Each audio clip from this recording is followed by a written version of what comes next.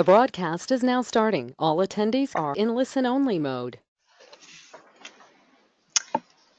Good morning, everyone. On behalf of the World Health Organization Center for Aging and Life Course and the International Federation on Aging, I'd like to welcome you all to the sixth in a series of webinars on age-friendly environments. Today's webinar is entitled Engaging Planners as Livable Communities Allies and will be presented by Ms. Stephanie Firestone and Dr. Laura Keyes. Stephanie Firestone is a Senior Strategic Policy Advisor for Health and Age-Friendly Communities with AARP International. In this role, she collaborates with international and national organizations to advance planning for livable communities for all ages and healthy aging, and to combat ageism. As a 2015-2016 Health and Aging Policy Fellow, Stephanie worked with the American Planning Association and the U.S. Department of Housing and Urban Development, helping local leaders to create more inclusive communities. Previously, Stephanie was Director of Livable Communities at the National Association of Area Agencies on Aging, where she worked with area agencies, cities, and counties to create multi-stakeholder partnerships, develop action plans, and enhance their capacity to create communities that are livable for all people of all ages and abilities. Tools she has developed for local change makers include N4A's 2015 publication, Making Your Community Livable for All Ages, What's Working, which was downloaded over 100,000 times in the first month after publication and has been used by thousands of communities around the country. She has a Master of Urban Planning from the University of Virginia. Laura Keyes is a PhD and ACIP certified planner and holds the position of lecturer in nonprofit management for the Department of Public Administration at the University of North Texas. Her doctoral dissertation examined age-friendly cities, the bureaucratic responsiveness effects on age-friendly policy adoption. Prior to embarking on doctoral studies, Dr. Keyes served as the manager of community planning and development in Atlanta's Area Agency on Aging. She served in multiple planning capacities in the areas of transportation, housing, and aging. She recently published her research specific to aging policy in Public Administration Quarterly, the Journal of Administrative Theory and Praxis, Journal of Aging in Emerging Economies, and Journal of Aging and Social Policy. On behalf of the IFA, I would like to thank Stephanie and Laura for presenting today. The IFA invites all participants to ask questions via the Questions tab on GoToWebinars. Questions will be answered at the end of the webinar, and should your question not be answered, I invite you to follow up with the IFA via the contact information that will be sent out following the webinar in our wrap-up email. That being said, I'd like to welcome Stephanie and Laura and give them the go-ahead. Thank you, Jessica, and thanks for all of you for joining this webinar. I want to start just by essentially defining what we mean when we're talking about age-friendly communities, livable communities for all ages. So essentially, one of the most consistent features in surveys of older adults around the world is a very strong preference to age in their homes or communities for as long as possible. Therefore, it is both critical and urgent that professionals in key roles work together to put in place effective policies and programs that will make communities more livable for all ages, which we define as communities that ensure appropriate physical and social infrastructures for residents throughout an expanding life course. Two professional groups that are essential to this work are planners, who envision the form and help execute the future growth of communities, and then professionals in the field of aging, who often create plans to help people live well in their homes and communities across these extended lifespans. Therefore, we have focused on bringing these two professions together and on facilitating a shift in an approach to planning that addresses very rapidly changing demographic contexts in communities. So this webinar presents some findings from two distinct efforts to learn how better to engage planners in this realm. First, my colleague, Dr. Laura Keyes, will discuss a U.S. educational intervention, and then I will present preliminary findings from some initial international research. We'll then take some questions at the end, as Jessica said, and I look forward to your input also to help us learn where we need to focus our efforts moving forward. So I'll turn it over to you, Laura. Thank you so much, Stephanie. And we're excited to share with you the findings from our educational intervention and hopefully further the practical application of some of the research work here. Next slide. So complex social issues, like creating age-friendly environments, require input and solutions from more than one entity. The idea and concept of community planning as a process for creating livable communities for all ages provides a platform for collaborative discussions among the public, stakeholders, and multiple professions. Here, two essential actors that we're covering are planners, given their role in facilitating community design and development, and the aging sector, relative to their role in providing services for older adults.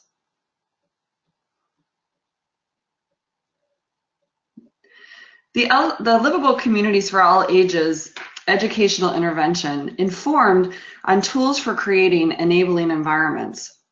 Our research interest is in understanding the factors that influence cross-sector collaboration between the aging and planning sectors. The event hosted by the American Planning Association, the American Society on Aging, and AARP in 2017 hosted or served as the platform for all of our data collection. We developed 3 different survey instruments, including a pre-event survey, a post-event survey, and an event evaluation. Now, this certainly was a purposeful event scheduled in conjunction with the American Society on Aging's 2017 National Conference. So it's not surprising that 45% of our attendees identified with the aging services sector. However, with effective recruitment in partnership with the American Planning Association and the Illinois chapter of the American Planning Association, we were able to increase participation with a representation of 25% from the planning profession. So now we're going to cover some of the lessons learned that we found from our data analysis. So over 61% of all attendees indicated some work initiated with the Livable Communities for All Ages efforts in their own local communities. Over 14% had indicated that they were currently partnering with their city or their regional planning agency, and that those two entities were serving as the primary leader on the Livable Community for All Ages efforts. While both professions show some basic interest in each other's profession, showing the aging sector interest in planning at 11% and the planning sector interest in 4%, are low, extremely low, there is an opportunity for building partnerships to overcome the enormous amount of work that is to be done. The summit itself demonstrated some level of effectiveness as a learning intervention, as there was a significant difference of the participant recognition of the value of cross-sector collaboration relative to Livable Communities for All Ages before and after the event. This is not entirely surprising, as the 8 World Health Organization's domains for creating age-friendly cities are essentially relevant to many different professions.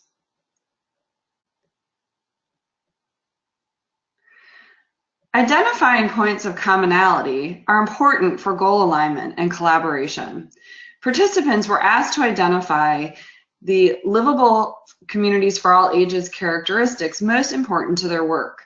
A correlation analysis indicated that health was significant as a characteristic for both sectors.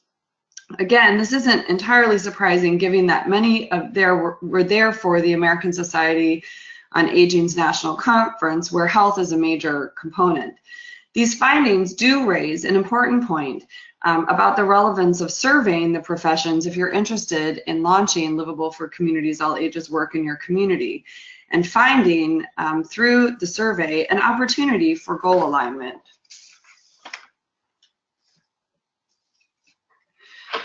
Another lesson learned was the importance of previous relationships. Having a previous relationship and working together on a previous project increases trust and reduces uncertainty of working together again. The most prominent group identified as working on livable communities for all ages were the area agencies for aging, followed by the category of quote-unquote other, but included senior councils, citizen committees, and other nonprofits. Respondents indicated strong relationships with many other professions, including the health services and housing, and that the most important reason that they worked with other professions was due to that other organizations' recognized role as a leader on those issues. These findings strengthen the argument for the need for cross-sector collaboration. We find that trust, reciprocity, and reputation, as noted in the literature, are important components of collaboration. In fact, 83% of respondents attributed their current success in the LCA planning arena to a previous experience working together. Over 50% suggested that a lack of advancement was due to a lack of municipal leadership. In fact, AARP's Age-Friendly Communities initiative requires a letter of commitment from the municipal leadership.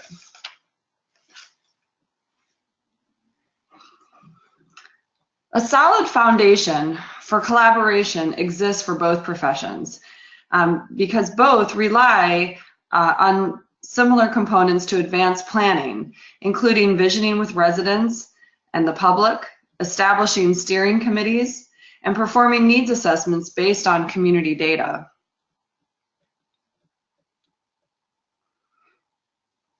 Further, opportunities exist for the integration of contributions by both professions. A significant and catastrophic incident, for example, such as the pedestrian fatality, does not appear to be what is driving action in communities. Rather, it's purposeful thought to planning and policy making, finding policy opportunities, new funding opportunities, and thoughtful consideration on how to leverage a current program or project already underway in the community.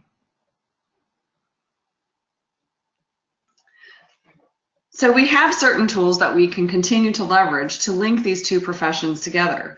Needs assessments and knowing demographics were identified as two critical tools in advancing livable for communities for all ages work. These are standard engagement and data collection practices for both professions. And taking advantage of existing opportunities is important, but probably the most important strategy for the aging sector and aging professionals to engage community and city planners is inviting them to be part of your community's participatory process and your LCA initiative itself from the beginning. Working together helps both professions navigate policy changes that benefit older adults and paying attention to the needs of older adults and their wants. So going forward, Stephanie will now cover the research that they performed at the international level.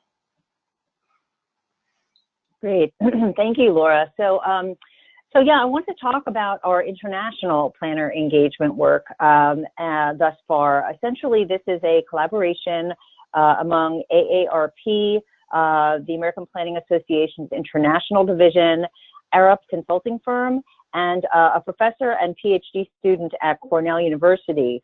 We essentially began this research with a very small grant of $7,000 from APA, but most of the work obviously was done pro bono by the core team that's listed on this slide, in addition to a group of volunteers who helped us with the survey development, its distribution, and some of whom continue to volunteer in a variety of ways. We distributed the Qualtrics survey instrument through partner organizations and through professional networks, and it remained open for almost 6 weeks at the end of 2017. An AARP senior research advisor helped me to decipher the data to develop these preliminary findings, and we're still essentially massaging the data, and we'll share final findings at the APA's National Planning Conference in April. So again, AARP and APA have primarily US-based audiences, but we reached out and heard from planners in 33 different countries. with the caveat that in different countries, and even within some countries, planners may not all be awarded the same level of authority or independence in their work. So just to keep that in mind. We had a total of 559 respondents, and again, 72% were from the United States, and the 28% was essentially, we grouped into logical regions. So Australia and New Zealand comprise 9% of respondents. European countries together comprise 9% of respondents. Canada, 6%. And the Global South, which really includes very, very distinct cultures from all around the world and in much smaller numbers. So therefore, we're not reporting out on the Global South in some places where we've actually compared findings across a few regions. So just a little bit more on who our respondents were. In terms of community size, you can see on the graph to the left, the green representing 1 million or more residents. You can see that the respondents from the group that is Canada, Europe, Australia, New Zealand are in the center bar, are from larger communities than those in the United States, and even more so in the Global South, which comports with the rates of urbanization in these countries, as you can see in the blue on the land use pattern graph. We also looked at planners' work patterns. So the vast majority in the first two groups are from the public sector versus more private sector respondents from the Global South. And then the majority across the board have worked as planners for between 5 to 20 years. So now I'm going to go into some of the actual findings. So this first question, we asked people, planners, to indicate which of the following actions a local government that they work with has taken to advance LCA. And I want to point out that if a planner works as a consultant, we ask them to answer all of the questions with respect to one particular community that they work with on LCA. So we found, as you can see, that over 50% in the top two answers performed a walkability or accessibility assessment, that they incorporated LCA considerations into some kind of a major plan, a land use plan, a long-term transportation plan, for example. The third selection was impacted by the significantly lower number of U.S. respondents who said that the local government adopted an actual policy that directly improves the quality of life for aging residents. So only 34% in the United States versus 66% among all other respondents.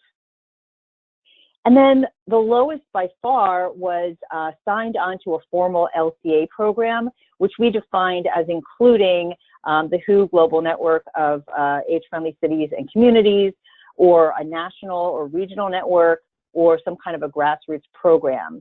So that indicates that we largely heard from planners who are doing LCA work, not necessarily in collaboration with an age-friendly or livable community program, but rather independent of those. We then asked why this local government made planning LCA a part of their practice. And we heard far above and beyond any other reason is really just an increasing awareness of rapid population aging and the need to better serve this segment of the population. And then second, at 50%, which was interesting, is that this was a priority identified during a community planning process. As far as the lowest two, sometimes we presume that decision makers are spurred into action by an incident, such as an older pedestrian fatality at a dangerous crosswalk, but this is proven very incorrect here and corroborates the finding from the U.S. intervention that Laura just spoke about, where fewer than 1.5% of respondents indicated that such an incident was a trigger for this work. So that's what was an interesting finding to keep in mind now nationally as well as internationally. And then again, the absolute lowest selected was pressure from business leaders. And given that older adults wield substantial economic power, in fact, in the United States, 53% of consumer spending is generated by the 50-plus cohort, this kind of low engagement by the business sector seems like a real missed opportunity. We then took the same question and looked at how planners from different countries and regions responded. So you can see the top 2 to 3 and the bottom 2 are the same across the board in terms of what I just presented. There are a few interesting outliers worth noting. So for Europe, in the middle of the chart, midway down, Europe ranked second, or the European planners ranked second. Policies at the local company, regional, or national level that mandate this perspective, whereas others rank this 8th or 9th.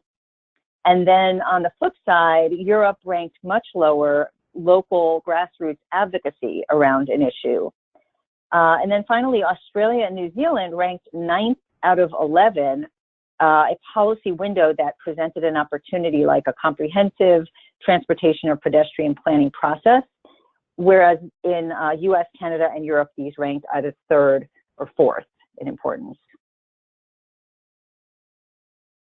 Next, we looked at specific areas of planning to examine the extent to which an all ages lens is incorporated into the planning practice. And we saw, as you can see, the top 3, over 50%, ranked either a 3 or a 4, meaning that the aging lens is incorporated into their planning practice to a greater extent in 3 areas. So our metric here was 0, which is the gray line, not at all, 1 to 2, which is the orange line to some extent, and then the blue line is 3 to 4 to a greater extent. And so the 3 highest areas here were parks and public spaces, community planning, and community and health services. And then the lowest out of ranking for 3 and 4, in other words, to a greater extent across the board, were economic development and resilience, despite the fact that we know older adults are among the most vulnerable populations, for example, in natural disasters. Again, a few outliers here. So Europe and Australia and New Zealand, there were actually far fewer respondents than in the United States and Canada, indicating that LCA was not included at all in resilience planning. So there appears to be more of a focus in those regions on the older adult population in resilience planning. And then in Europe, there were also far fewer than any other region who ranked 0 or indicated that LCA was not included at all in economic development planning. Next, we asked about what facilitates or impedes individual planners engaging in an LCA approach to their work. And so by far the most respondents indicated that what facilitates their working on LCA in their workplace is actually support from other colleagues. And then a distant second is workplace policies that encourage this approach to planning. The third overall, at 35%, periodic focus group interactions with aging population was actually the highest ranking of all in Australia and New Zealand, and actually tied for second in Europe. And certainly incorporating input from older adults themselves is an important part of every stage in the planning process. And additionally, there was a much higher proportion of respondents from Europe than from any other region who indicated that they were given release time to work on LCA, which is actually ranked the lowest overall from other countries. I also, in this question and then the few that follow, we gave an opportunity for people to list under the other section, beyond the selections that we provided, any other thoughts that they had. So in this case, other practices that facilitate their working on LCA. A few interesting things that came up were interdepartmental work, multi-generational staffing, professional organization membership, and then some funding that's tied to those practices. And then on the barriers that limit planners engaging in planning LCA, at the top, as you can imagine, is lack of funding, and then a focus on more traditional planning approaches, and LCA just not being a high priority. I found it's good to see that certain biases, aging bias and ageist bias and gender bias, did not appear to present major barriers. And I want to show a few outliers, and with the caveat that I'm showing these percentages that these countries and regions had fewer respondents, 17 in Canada and 25 in Europe for this particular question. So just keeping that in mind. But the points being made here are that Canada ranked highest by far, lack of time, which was also among the top 3 for Europe. And in Europe, political directives or a mandate from elected officials was higher than in other countries. In comments, we actually also heard a few times that some communities won't consider this in their work plan unless a council or mayor pushes the issue. And then in Europe, departmental policies was also a barrier for many respondents, unlike in other regions. In terms of some of the other barriers that people listed, I just want to share a few that were interesting. So a lack of citizens voicing a need or advocating for change. Indeed, one comment was that older residents are sometimes perceived as obstructionist. Another commenter said that departments outside aging or accessible services don't think about aging unless we remind them, and we aren't always there to do that. A few people commented on rural areas lacking the skills or resources needed. And then a couple of times local rules was mentioned. So sometimes not allowing, allowing for sidewalks in a right of way may not be a part of a project. So this in particular individual went on to say, but if not now, when? So the final 2 questions are aimed to better understand how we can more successfully engage these planners. And before we get to those findings, I actually want to turn this question over to you all and conduct a short poll. So for you all who are participating on this webinar, I'm going to ask Jessica if she can pull up the polling question. And this is regardless of whether or not you are a planner yourself. So Jessica, do you have that question to pull up? Yes, I do. It should be on everyone's screen now.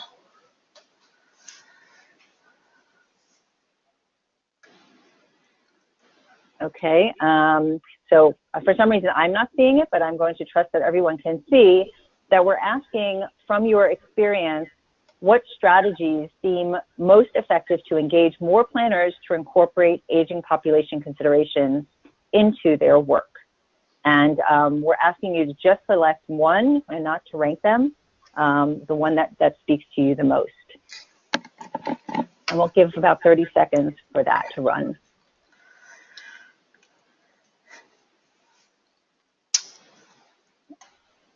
And Jessica, is there any way that I can see this poll as well? I'm going to close it out and see if you can see it when I close it out. If not, I'm happy to redo the results. I'm not sure why. You can't see it at the moment. Just give me 1 sec. Are you ready to close it out? Let's give another 10 seconds for people. Okay, no problem.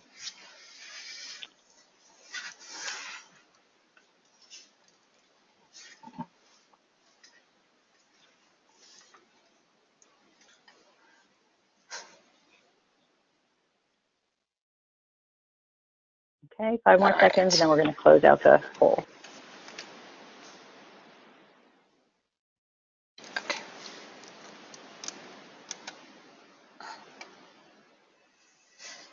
I can show the poll results. Just give me 1 second. Stephanie, can you see the results? I cannot, but if you want to go ahead and read them out to me, that would be great. Sure. So we have engaging elected officials, legislators to talk about LCA. That was 48%. Hosting participatory meetings with planners and community was 40%. Hosting training or seminars on planning LCA was 21%. Launching public campaigns or advertisements about LCA was 12%. And then participating in a community-wide LCA initiative was also 21%. Great. Okay, thank you. So let me now show you essentially what we got from that same question that we asked with a few more options, but we sort of grouped them together. So essentially specific strategies that seem most effective to engage more planners. There was less of a spread here, but with the top one around placing this agenda into elected officials' talking points, that was 65%. Which was very similar to the top one that you all just ranked as well. And then we have essentially some outliers, and I think that the second one that the group ranked also was hosted participatory meetings and community with planners and community residents, which was 50% here as well. So quite consistent. And I want to again talk about a little bit of the outliers. Once again, with that caveat regarding the percentages from these countries or regions because of the numbers of participants. But again, just to highlight that Canada was much higher on hosting participatory meetings with planners and community residents on LCA, so 75% versus 50% overall.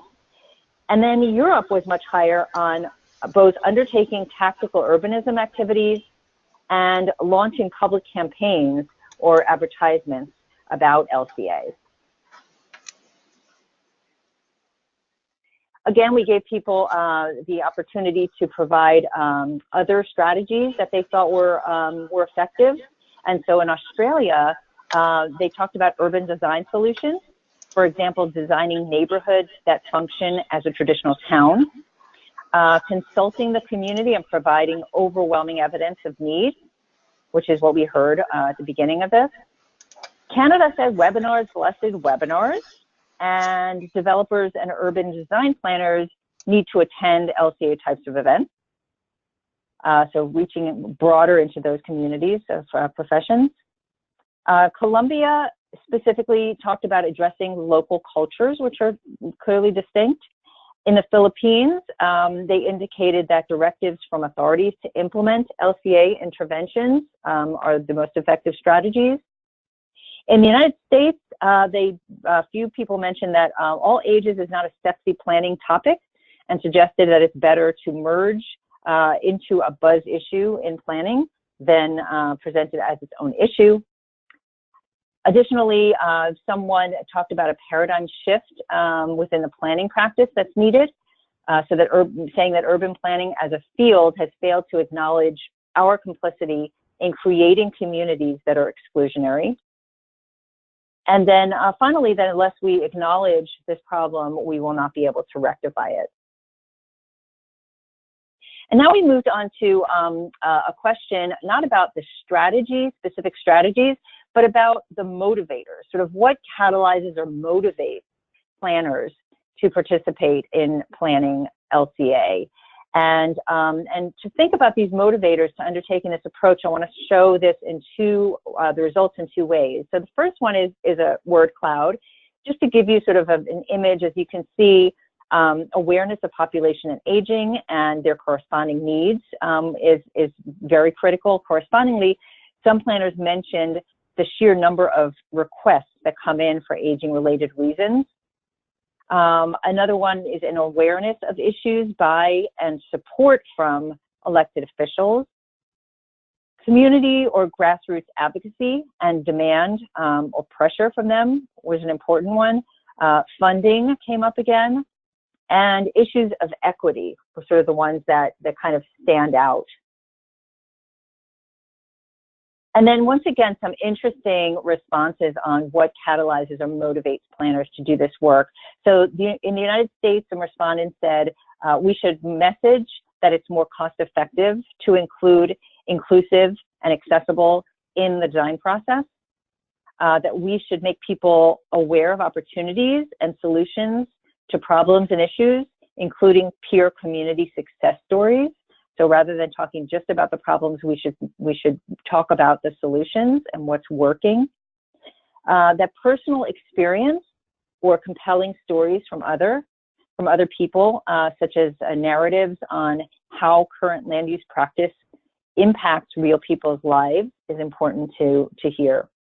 In Australia, planners seem to be motivated by, according to the survey, one person said a conscience and a value system, which supersedes personal comfort at work, and a willingness to confront and be argued with. In Canada, someone said angry seniors getting on the mayor's case, and another planner said support of grassroots and local political leaders. In Ireland, we heard continued professional development credits while broadening professional knowledge. In Nigeria, the catalyst was passion, easy access to needed data, and effective participation from the client or people planners are planning for. In Slovenia, they highlighted intergenerational equity and quality of life for all people. In the United Arab Emirates, they talked about how it relates to the future goals of economic development. And in the UK, one person said it usually when it makes economic sense for clients, sadly the market often dictates what we can or cannot do. And then another planner said by taking an LCA approach, places are better for all people. So a key motivator, as they called it, was the quality of the resulting place. So that essentially wraps up the data presentation part of the webinar. And before we open it up to Q&A, I just want to make you aware of some related upcoming events. So the second summit, Livable Communities for All Ages Summit, will take place at the ASA Aging in America Conference once again, this time on March 29th at 9:45 to 1 p.m. It's led by AARP and APA representatives in California, where the conference will take place. And Dr. Laura Keyes will again lead a participant pre- and post-survey effort so we can continue to build our body of knowledge around cross-sector collaboration on this topic in the United States. In terms of the international study, we'll present more elaborate findings and launch a conversation with planners at a session at the APA National Planning Conference, which will take place on Saturday, April 21st at 2:45 to 4 p.m. We also will talk more about local planning and decision-making at IFA's 14th Global Conference on Aging in Toronto, which is August 8th through 10th. And then based on stakeholder conversations around our findings, we want to determine our next steps for a more in-depth piece of research and possibly a tool development for planners to successfully infuse aging considerations into their planning work. So as part of that process, we want your input both during and following this webinar. So we ask that you please complete the feedback survey that you will automatically receive following this webinar, which includes a couple of questions specific to our next steps. And additionally, we're creating a database and featuring some planner best practices around LCA. So if you have any to share, please be in contact with Michael Amabile, whose email is on this slide. So I think we'll go ahead and leave this slide up and open it up to questions. Thank you so much for the amazing presentation. A few questions, but I'll start with the first one. So the first question is, the local government communities who performed a walkability assessment and or incorporated LCA considerations in their long-term plan, were these local governments based in rural, suburban communities or environments, or was it more in a city or urban or dense type of environment? That's a great question, and my guess is that it is more in urban environments. Unfortunately, I cannot answer that question definitively yet. As I mentioned, these are preliminary results from this survey that just ended at the end of 2017. So we've been pulling together some the findings, but are digging deeper into the data, so that by the time we present this at the American Planning Association, we will be able to disaggregate based on those locations. But we just have not had the time and to do that yet in that depth. Thanks. So the next question is, what is the role of organizations such as CARP and AARP in encouraging and building age-friendly communities? So AARP plays a leading role in the United States and on both encouraging and building age-friendly communities. People may be aware of a specific program under the broad Livable Communities frame that AARP runs. It's called the Network of Age-Friendly Communities, and it is an affiliate of the World Health Organization's global network of age-friendly cities and communities. So there are affiliates all over the world to that international program. There are approximately 550 cities and communities that are a part of that program, about 205 in the United States, from the United States alone. And then, of course, there are thousands of other communities that are doing this work, but just have not formally joined those programs.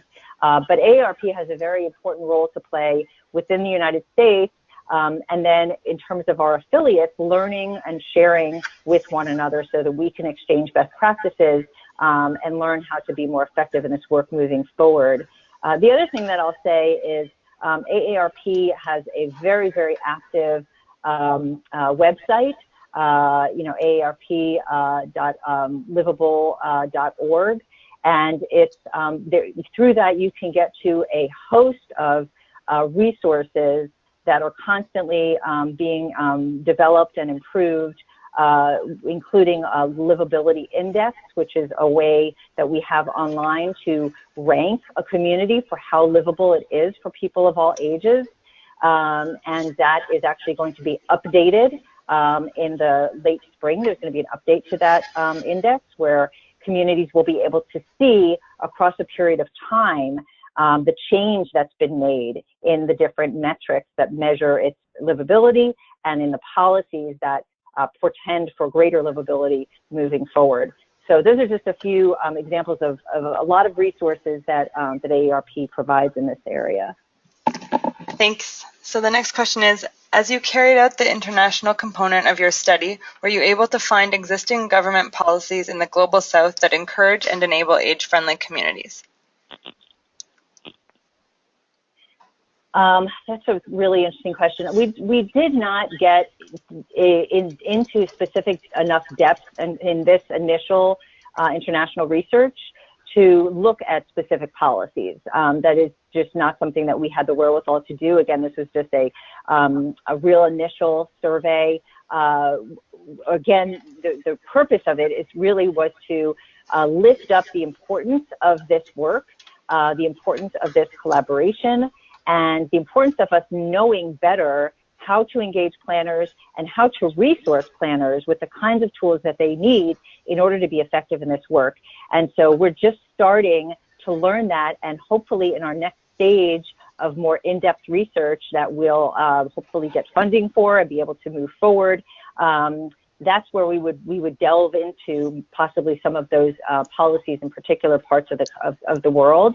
And so I really hope that you'll all take the time to answer the couple of questions in the follow-up survey so we can get your input. And again, at the APA's National Planning Conference, we're going to have a conversation with planners and hope to get more input for our next stage of research as well. Okay, so the next question is, appealing to the cost-effective strategy, I'm curious if there is a good base of data to make generalizations around return on investment for age-friendly communities. I'm familiar with the national level infographics provided by AARP, but I'm wondering if there are state or regional level information sources.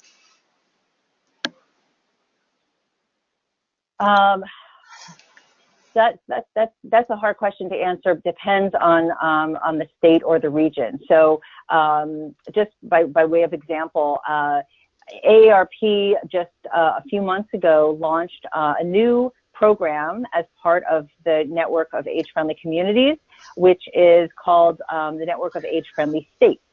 So we worked closely with the WHO, and which expanded the global network so that essentially subnational levels of government are now eligible to join that network. And so our new state program at AARP is very much consistent with that expanded eligibility. What that enables us to do in the United States is by having a state join, and the state of New York was the first one to join a few months ago. Massachusetts just joined, and we have a few other states that are in line in the process. And one of the things that does is it enables the state to take this on, and it means that the state is committed to taking this on and making the entire state more livable in terms of its, policies and procedures in the state government.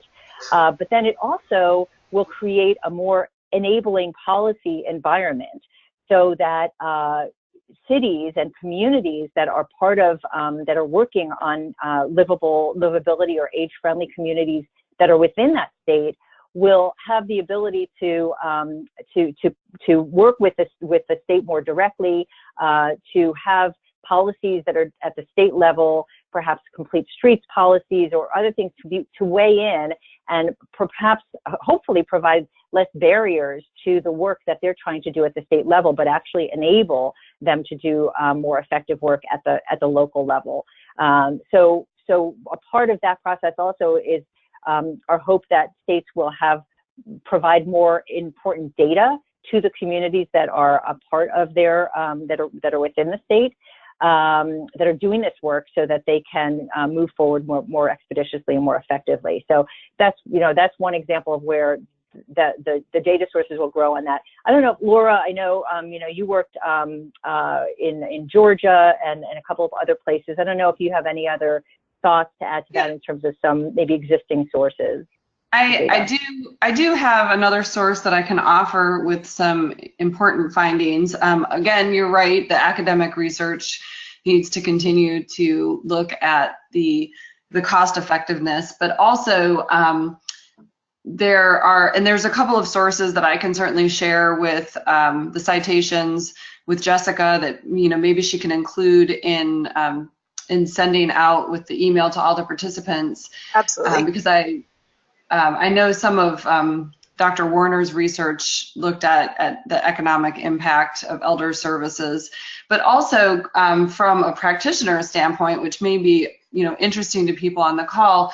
I do know that Grantmakers and Aging commissioned a report of all of the grantees that were recipients of their funds to work on aging in place or age-friendly communities efforts, and they have a report that's actually very accessible, just searching online under Grantmakers and Aging and the case for age-friendly communities. And this includes a very substantial portion about the value proposition for age-friendly communities in both economic benefits, building of social capital, and other findings related to housing and infrastructure. So I would recommend this also as a resource, maybe more from a national perspective, but it does get into important conversations related to expanding the labor pool and addressing labor shortages and how that may have an impact on the community, as well as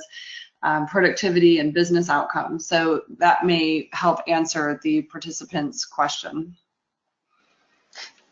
Great, that's really helpful, and thank you for reminding of that publication of a GIA. And I'll just elaborate a little bit, just to say that a few of those communities, I know in Atlanta and in Phoenix and Kansas City, they really did look very deeply at some comparisons, sort of the question of if you were to bring in, 1 million new, millennials into Atlanta versus 1 million new, older adults, immigrants into the community, what would be the economic benefit? And found, that the economic benefit from the older adults was significantly higher. So there are, some efforts out there to try to quantify this in a variety of ways, and I think that the case for age-friendly communities is a good place to start.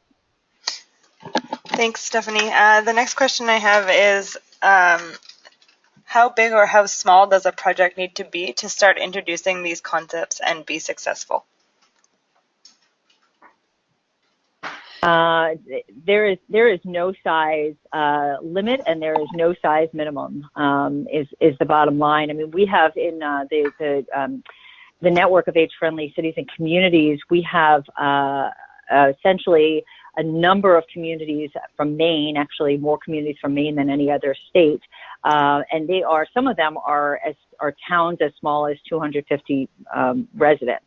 And then we have, cities that are, 1.5 million, and more.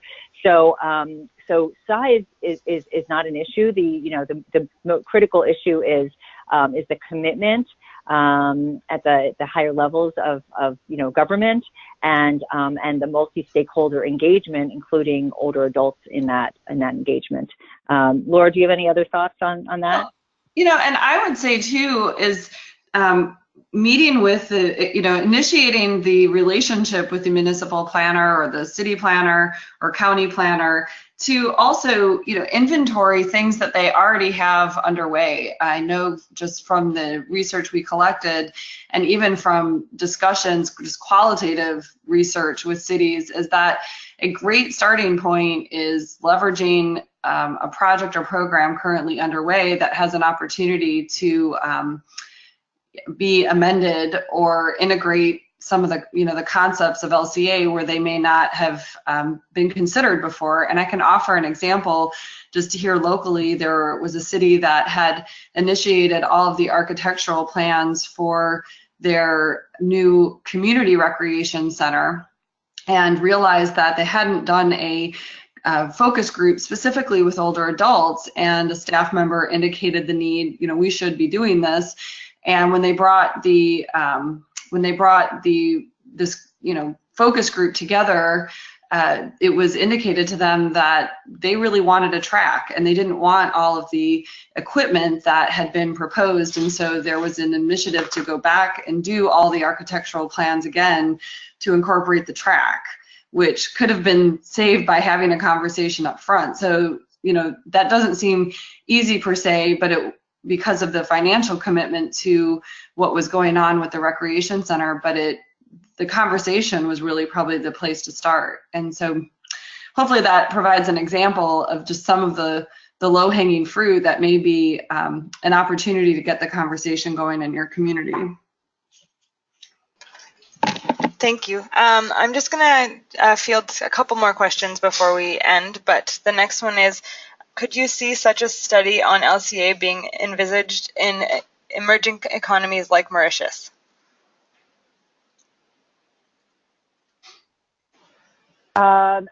I absolutely think it's critical that we look at this in emerging economies as well. I know that Help Age International is a really great partner organization of ours that does a lot of work in emerging economies.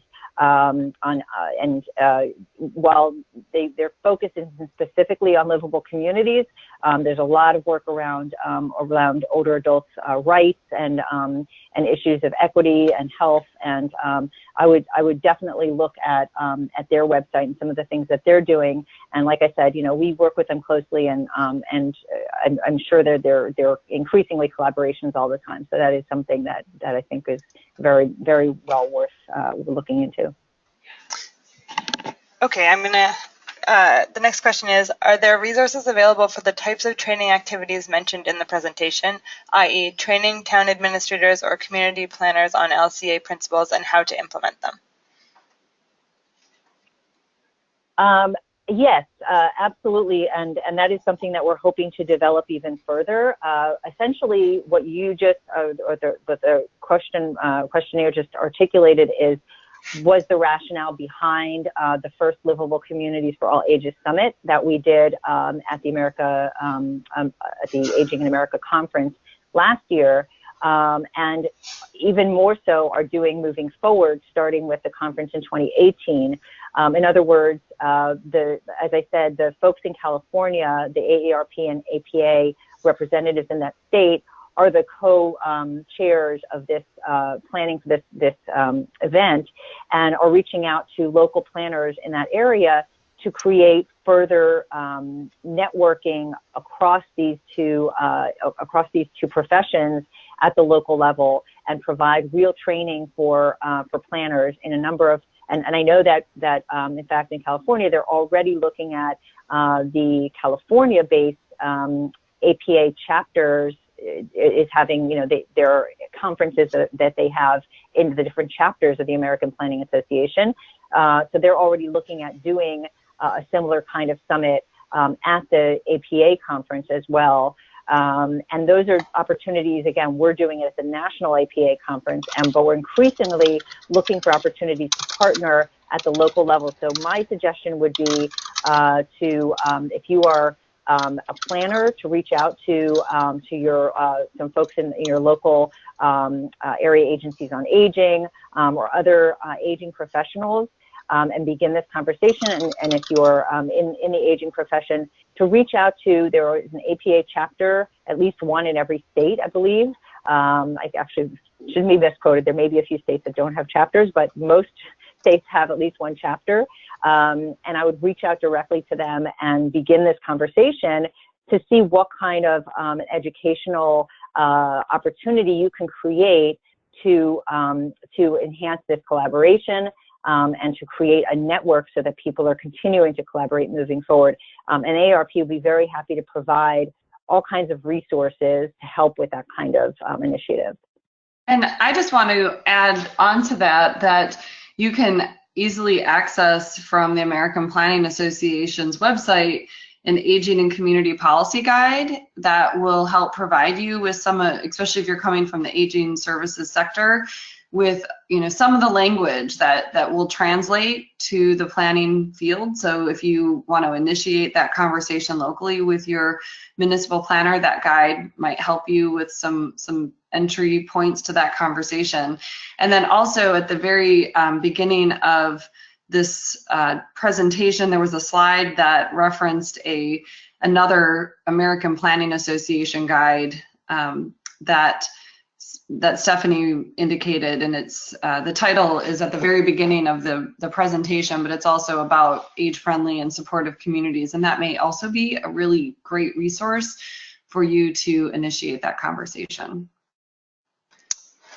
Thanks, Laura. I just want to mention that IFA will also be sending out the slides, handout, and other resources as well after the webinar, so keep an eye out for those as well. Just before we wrap up, there's one final question, and the question is, how do you see the role of planners and the role of politicians in making these concepts happen collaboratively?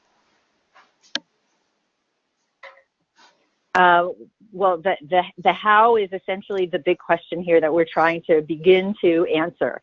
And so we've gotten at some initial clues to some of those answers here in this international research.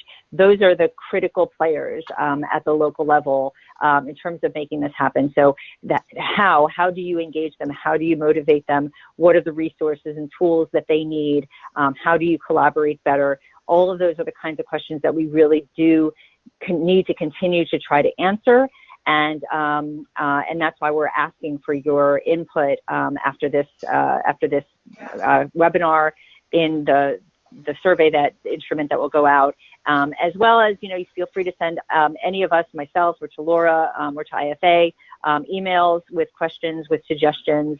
We are very open to collaboration and want to continue to learn more about this because it is so critical that we engage planners and engage local decision makers. Again, at the IFA Global Conference in Toronto this summer, there will be a more in-depth conversation on this topic of local planners and local decision makers, and so we're hoping that that some of you will join us and that we'll be able to continue to advance this conversation with more data as well. Thank you, Stephanie. So that concludes the webinar for today. On behalf of the IFA and the WHO Center for Aging and Life Course, I just wanted to extend a huge thanks to Stephanie and to Laura for this fantastic webinar, and also to reiterate what Stephanie said, which is that the IFA is open to questions. So if your question didn't get answered today, please feel free to send it on, and we will either answer it or send it on to the appropriate people to answer it as well. So thank you to everyone who attended, and thanks again, Stephanie and Laura. You are welcome. Have a great day. Thanks, you too.